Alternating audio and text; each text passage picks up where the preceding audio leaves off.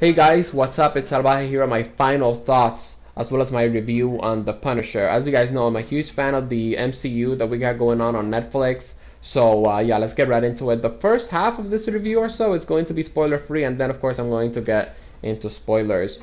I feel like one of the biggest reasons why I like this series is because the pacing on it was just great. Damn it, man, it was amazing. Iron Fist took about 6 episodes or so to get like really good. The Defenders took about maybe 4 or 5 episodes or so for like the real danger to appear and for you to get like actually hooked. Daredevil season 1 took forever to get like super actiony. Luke Cage, I know that's not a word by the way, but yeah, Luke Cage and Jessica Jones also took about 4 episodes or so. The Punisher just kicks off, man. Like, and I honestly, I was actually expecting the pacing of the series to be really good because the Punisher is basically like an action-based hero, right? And I knew that the series was going to have a lot of action. More on that later. But anyways, I don't want to bore you guys too much glorifying the pace of the series. The pace of the series was amazing. As you watch the series, you're going to get hooked. So in Iron Fist, I would normally recommend that people watch the first 4 episodes, and if they're not hooked, they might as well just stop watching it. But in The Punisher, I guarantee you that after watching the first episode, you're going to be hooked. You're going to want to learn more about this guy, where he's been, what he's been through, how is it going to impact people around him. Again, really like the pacing.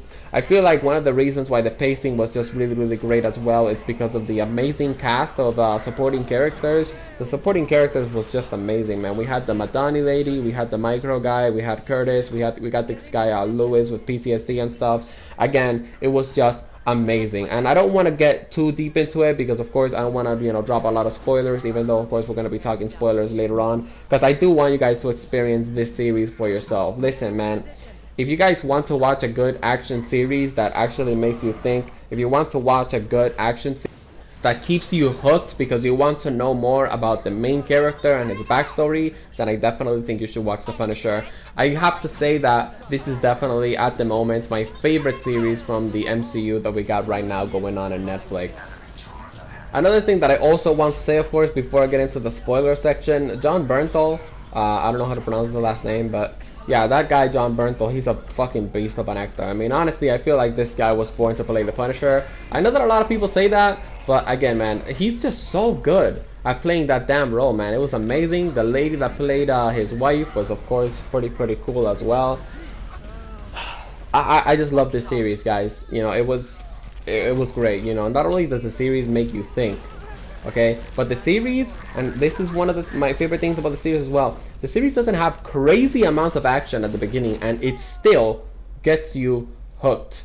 Okay, when you think The Punisher, you think a lot of shooting, a lot of destroying bad guys and all that stuff, but this series was all about tacticalness. This series was all about, sort of being patient and getting ready to execute on a plan. It was also about learning more about what's this thing, Frank Castle's backstory, more about the side stories that we had in the series, like side stories from supporting characters like Agent Madani and the CIA guy, and also what was this other guy's name? I think Lewis, and the Curtis arc or storyline.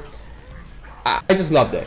Okay, I just loved it, and I have to say, I definitely feel, again, I'm going to say this again, I definitely feel like the supporting cast is what made this series so great, okay? Because I feel like if we wouldn't have had a supporting cast, then I wouldn't really like this series as much. Because again, I went into the series expecting action. I went into the series expecting that there was just going to be a lot of shooting literally on every episode. But the series actually wasn't like that at all. The series just had, really good pacing overall, and again, a lot of tacticalness and stuff.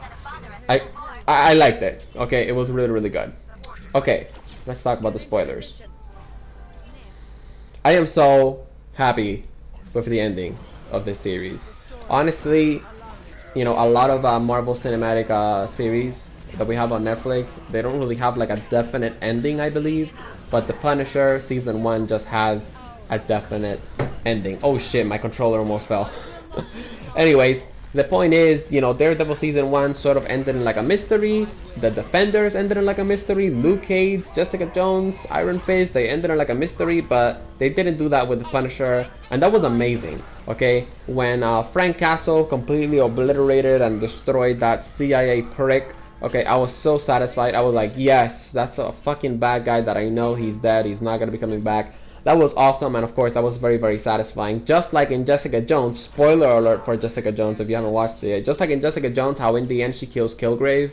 Yeah, that was also very, very satisfying. Because honestly, one thing that I can't stand about some series sometimes is that the bad guy just always seems to get away.